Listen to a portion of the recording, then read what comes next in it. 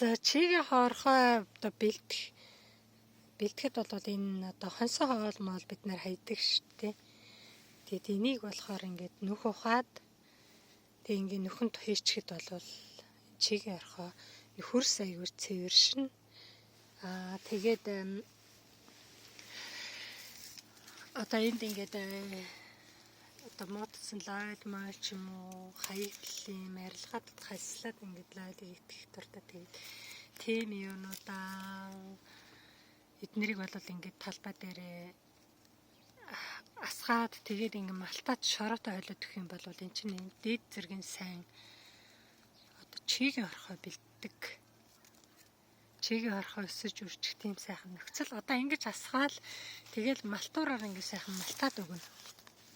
За эхлээд энийг дуусгачих цөмөрөө ингээд хараа.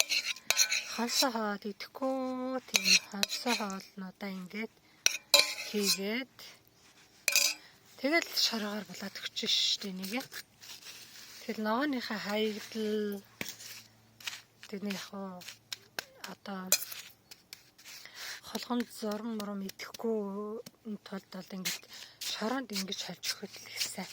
Ил хайчих юм бол бас одоо холгон зурм тэр ирээд байх магадaltaй учраас ингээд далд ингэж хийвэл ихсэн. Ингэж очиж өгнө. За энд нэг алтан жимсний хальс хайсан байна. Энэ алтан жимсний хальс бол тэгэл нэг одоо навчтай л адилхан шүү дээ. Энэ бол нэг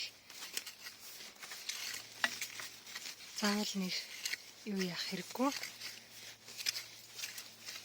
Зүгээр ингээд сул хайчихна. За энд хайсан энэ лойлны хайснуудыг болохоор ингээд шороотой утгаад ингээд шороо болгоод хойлоод өгчүүл ихсэн.